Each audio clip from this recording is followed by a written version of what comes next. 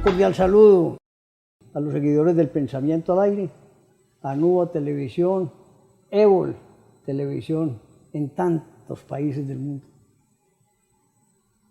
Pendientes de una nueva visita que teníamos, un conversatorio con el doctor Jorge Londoño de la Cuesta. ¿Y por qué? Porque mucha gente me ha pedido en las calles qué piensa él del resultado de las elecciones, y no tanto el resultado de las elecciones, sino de las encuestas previas a las elecciones. Que bienvenido, doctor Jorge.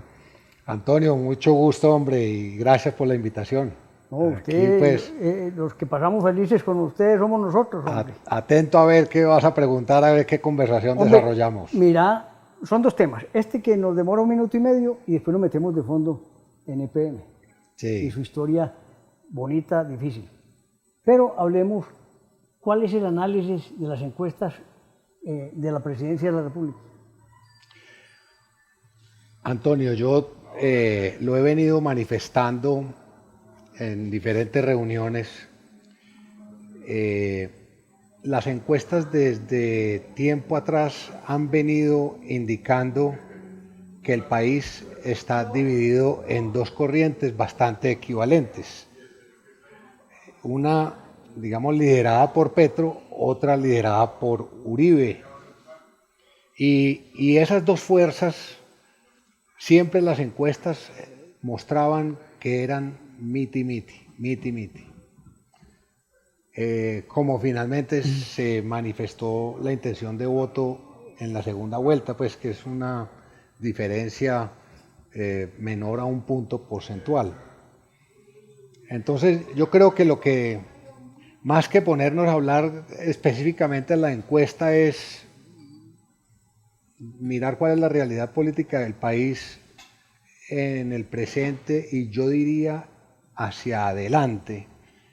Y es que ya en Colombia se consolidan las dos tendencias políticas, llamémoslo la izquierda y la derecha, y vamos a tener ese escenario, yo creo que por muchos años hacia adelante. A mí se me parece mucho Colombia, digamos, a lo que es ya la estructura política de los Estados Unidos, lo que es el Partido Demócrata y el Partido Republicano. Cuando uno analiza las elecciones en Estados Unidos de los últimos 20, 30 años, las diferencias son mínimas. El que gana, algunas veces gana el demócrata, algunas veces gana el republicano, pero siempre por pocos puntos porcentuales. Yo creo que en Colombia vamos a entrar en varias elecciones hacia adelante en ese escenario, en un escenario donde la izquierda gana por pocos puntos, en un escenario donde la derecha gana por pocos puntos, y todo dependerá obviamente del éxito que vaya teniendo cada gobierno en su momento.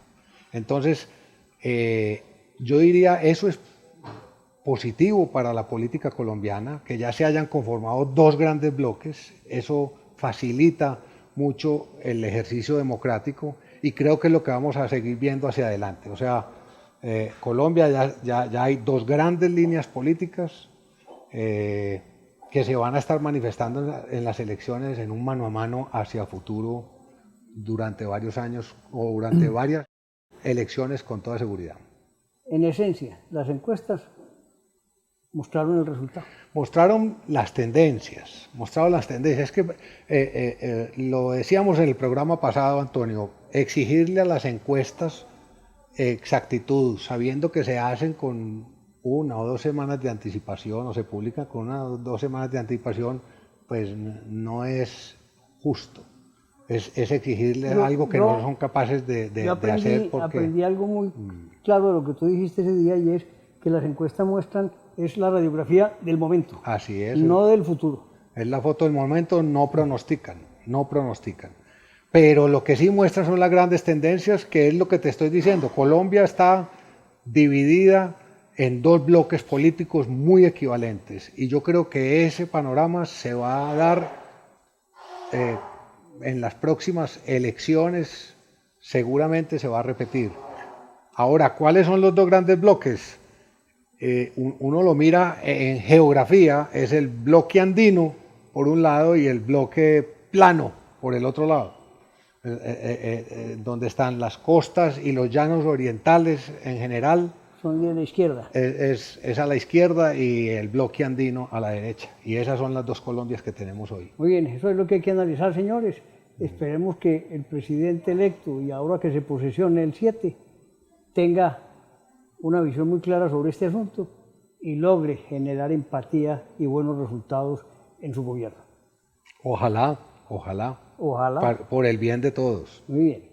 Ahora sí vamos al tema que me trajo aquí al doctor Jorge, y es que Antioquia ha sufrido muchos eventos extraordinarios en los últimos años, unos positivos, unos negativos. Tuvimos el tema del narcotráfico, que hoy todavía nos agobia, y los patrimonios golondrina que entran, pero hemos tenido cambios sustanciales en la concepción del ciudadano antioqueño, que hizo revivir la fuerza, superar las crisis y avanzar en el camino del desarrollo. Pero hay uno que para mí fue vital también, que le tocó al doctor Jorge como gerente de empresas públicas, y es el tema de Hidroituango, todo eso que se vivió tan horrible, que yo quisiera lograr que él muestre esa pasión con la que lo enfrentó, cómo lo vivió, cómo la familia sufrió y cómo lo acompañó mucha gente de empresas públicas. Entre otras, hago un reconocimiento nuevamente a William Giraldo, con quien he tenido la oportunidad de conversar muchas veces aquí, reconocerle su labor y siempre darle agradecimiento. Pero usted es el que nos tiene que hacer vibrar con esa historia. ¿Cómo fue esos días previos? ¿Qué iban contando en ese momento?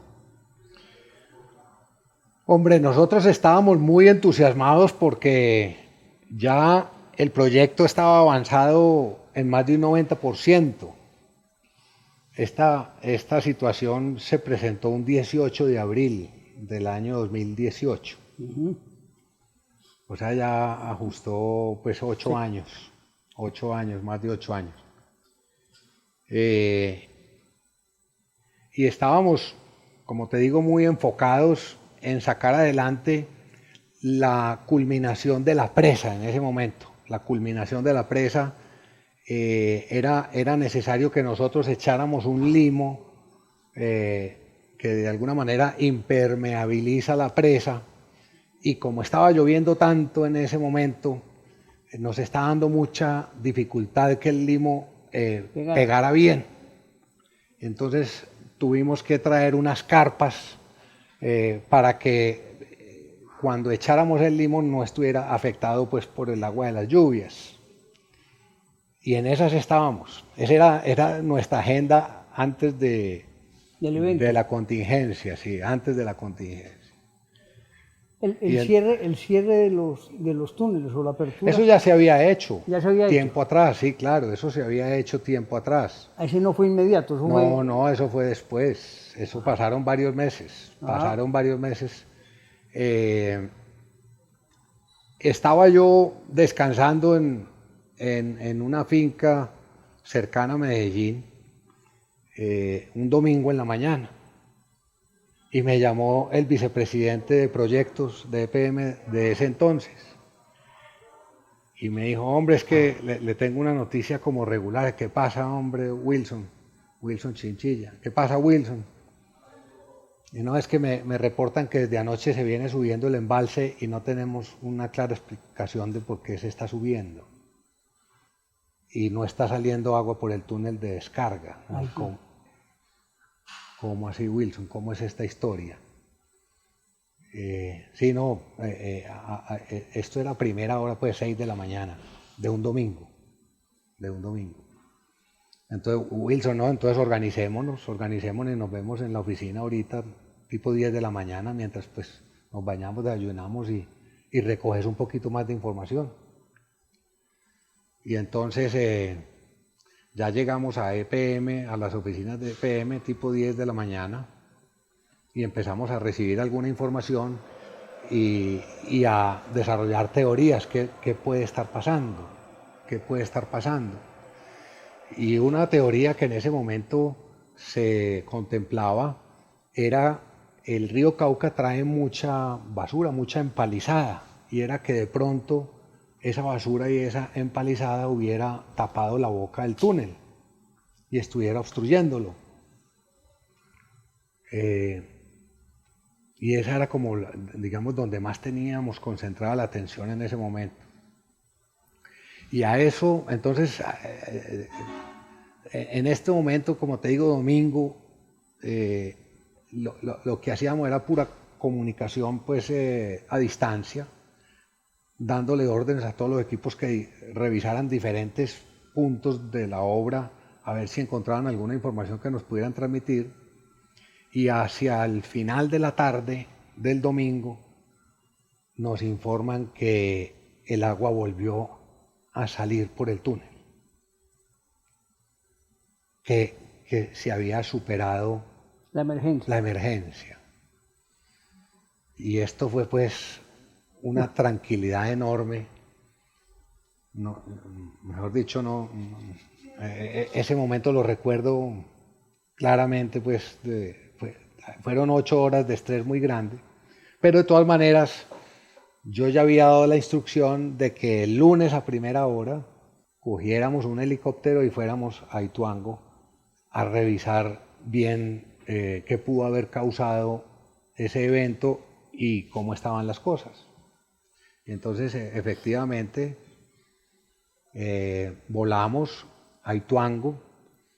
Yo pedí una lancha para bajar por el río Cauca a la boca del túnel. Yo quería ver con mis propios ojos cómo estaba la situación. Evidentemente había una empalizada muy grande, digamos mucha madera y mucho residuo que trae el río Cauca, pero se veía, habíamos ya logrado poner unas redes de contención alrededor de la boca del túnel. Esto, digamos, la cota del embalse estaba 20 metros por encima de la boca del túnel. O sea, esto no es que estuviera aquí al lado, sino la boca del túnel muy por debajo de la superficie del agua.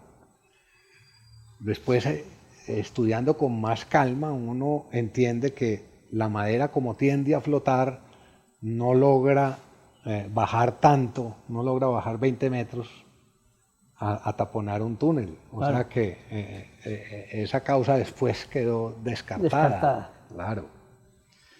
Yo iba a preguntar eso, pero me dije, voy a pecar de ignorante, pero muy bien. Sí, esto es porque la madera tiende a flotar y no va y busca 20 metros abajo cómo hacer un tapón. Un tapón de... A no ser que estuviera ras y ahí sí tapón. Si está ras es más posible el tapón, pero ya estando tan abajo no. La boca del túnel estando tan abajo no. Entonces, bueno, ahí se veía absorbiendo bien el túnel sin agua. Bueno, yo quiero ir a la salida, al túnel de descarga, se llama eso. Y este proyecto después de unas magnitudes que de ir a la boca de entrada al túnel, a la salida, pues a la descarga, eso es fácilmente 30, 40 minutos. Pues mientras uno se baja a una lancha, coge una camioneta, transita unos túneles dentro del proyecto y va finalmente a dar la descarga. Y estaba saliendo esa descarga, pero con toda la fuerza. Con toda la fuerza. Eso salían... brotaba. Hasta miedo daba acercarse a eso. Pero bueno, la tranquilidad de que estaba funcionando esa descarga y que el agua estaba saliendo y que ya había empezado a disminuir nuevamente el nivel del embalse, a llegar a su punto normal. Y en todo esto, básicamente nos tiramos toda la mañana y entonces le digo yo al equipo que me acompañaba en ese momento, bueno, no, vámonos entonces a almorzar al campamento ya y seguimos analizando cosas. Y de camino de regreso, entre ese túnel de descarga y el campamento de PM, fácilmente hay como media hora de trayecto en carro. Y entonces íbamos en las camionetas ya de regreso al campamento cuando recibimos una llamada de el otro campamento, el campamento del consorcio constructor que queda al otro lado de la montaña. El de EPM queda a un lado y el del campamento constructor queda al otro lado de la montaña. Y ahí recibimos una llamada del líder pues, del equipo del consorcio. Y nos dice, hombre, una mala noticia. ¿Qué pasó? Santiago, ¿qué pasó? No, es que acabamos de ver por las imágenes que se abrió un cráter encima del túnel. No sé si ustedes recuerdan el cráter que se abrió. O sea, ahí lo que pasó es que ya la montaña se derrumbó del todo, porque ya aquí hablando en historia, lo que pasó inicialmente fue un derrumbe pequeño, que la presión del agua pudo evacuarlo, por la presión se lo llevó y lo evacuó, pero de todas maneras quedó el techo, la superficie interior del túnel quedó frágil, que no estaba protegida. Siguió pasando tanta agua con tanta fuerza, ya se vino y se tragó toda la montaña y abrió un cráter de varios metros hacia arriba y ahí sí quedó eso taponado del todo. Y entonces, por Dios bendito. Ahí sí, ¿qué vamos a hacer, Antonio? ¿Qué vamos a hacer? Ya no fluía el agua. Ya no fluía.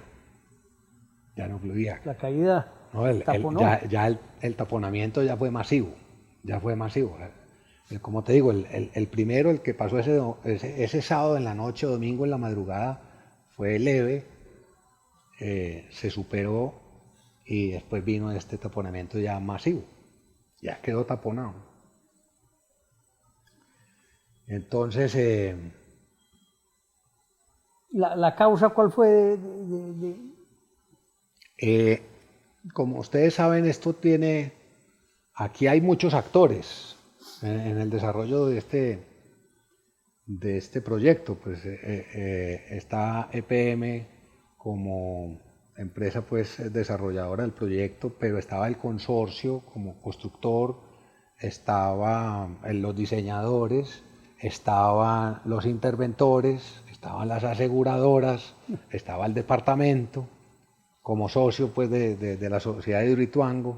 Entonces cada una de estas partes tenía su estudio causa raíz.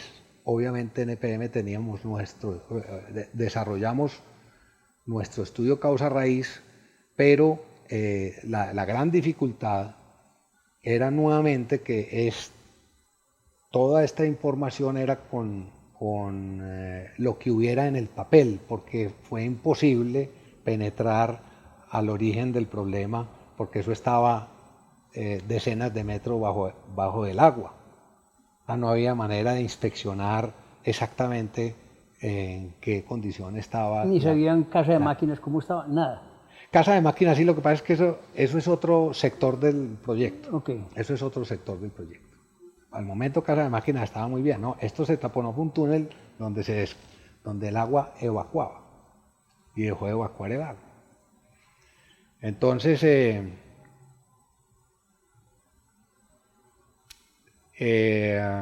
me preguntabas por la causa. Lo que el estudio de EPM dictamina es con una probabilidad baja era que el tratamiento que se le hizo al túnel en ese sector estaba por debajo del estándar requerido.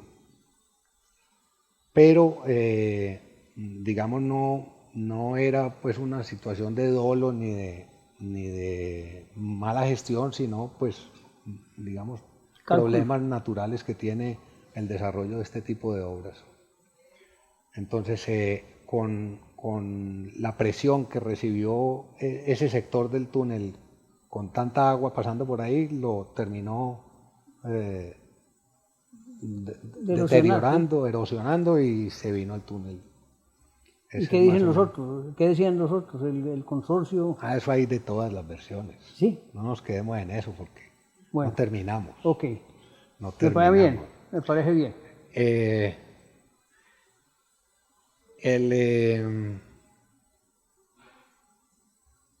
Y la gran pregunta que me hacías ahorita es, Bueno, y entonces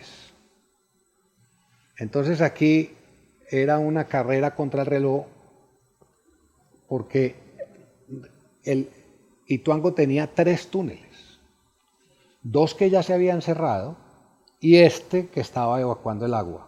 Pero el que estaba evacuando el agua fue el que derrumbó, entonces ya no nos quedó ninguno sirviendo. Entonces, en esos primeros momentos lo que dijimos, breguemos a abrir uno de los que cerramos. Dediquémonos a eso, pongamos los esfuerzos grandes en esa tarea. Y esa fue la primera tarea que emprendimos, pero para que ustedes más o menos identifiquen la magnitud del esfuerzo que teníamos que hacer, el tapón que se le había puesto a estos túneles que se cerraron pues técnicamente, son tapones de más o menos concreto y cemento de unos, ya se me olvidó exactamente la cifra, pero fácilmente de unos 20 metros de profundidad. Y con un arco pues igualmente pues un área también de 20 metros, o sea, un área de 20 metros por 20 metros, un tapón de concreto cemento. Y estábamos en un invierno, en ese momento en Niña, era un periodo de la Niña, y eso caía agua a 2 manos. Entonces empezamos nosotros a intentar derrumbar ese tapón de concreto cemento. Pero obviamente, digamos, con la presión ya que hacía el embalse sobre todo el sistema, permeaba agua, se permeaba agua. Y entonces para las máquinas no era fácil trabajar,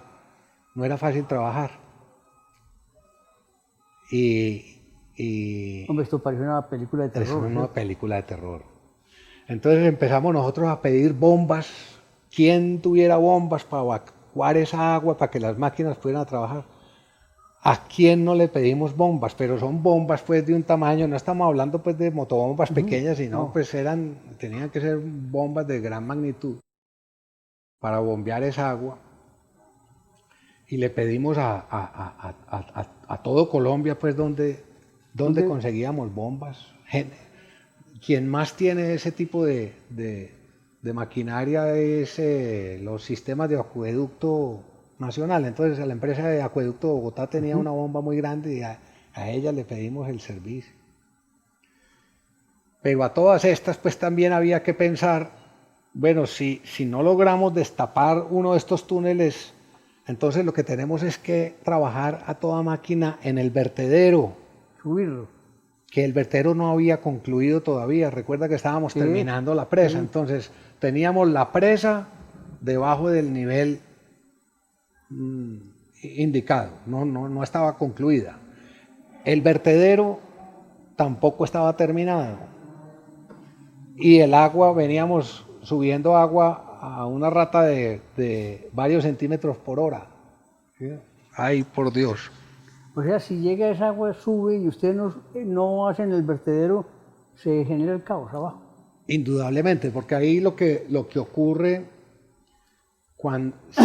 si la presa no lograba contener las aguas y el agua pasaba por encima de la presa, el agua empieza a erodar la parte trasera de la presa.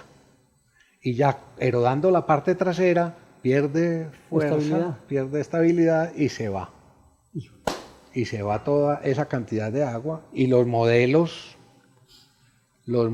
pues que hacíamos de inundación, nos daba pues que esa cota de inundación llegaba hasta Nechí, afectando la vida de 120.000 personas. 120.000. ¿Iba hasta Nechí? Iba hasta abajo, hasta Nechí, la cota de inundación. Recorría haciendo descripción cuáles municipios se iban. Pues eso afectaba Valdivia, Puerto Valdivia, Tarazá, Cáceres, Caucasia. Y bajaba. Y Nechí, y además se llevaba todo eso por delante. O sea, la avalancha era una avalancha de estructura completa. Pues totalmente apocalíptica. apocalíptica. No. Para darte un orden de magnitud, pues la avalancha de Armero afectó la vida como de 25.000 personas. Esto eran 120.000, o sea, esto era 4 o 5 veces Armero. 4 o 5 veces Armero. ¿Y la montaña también tenía riesgo? Entonces ahí empiezan pues esta carrera de ejercicios pues de ingeniería. Finalmente el agua, no fuimos capaces de contener el agua que inundó el túnel derecho, no fuimos capaces de contenerla. Hablamos más de hora y 20, o habló Jorge. Yo aquí escuchando, impresionado esta historia. Dividiremos el programa en 2 partes, porque son 120 minutos de cuento. Si es posible 3 lo haremos, pero esto tiene que quedar arraigado en la mente de todos los colombianos. Un trabajo inmenso, se salvó una presa, se salvó un país, se salvó gracias a la acción humana, un trabajo que venía de hace varios años.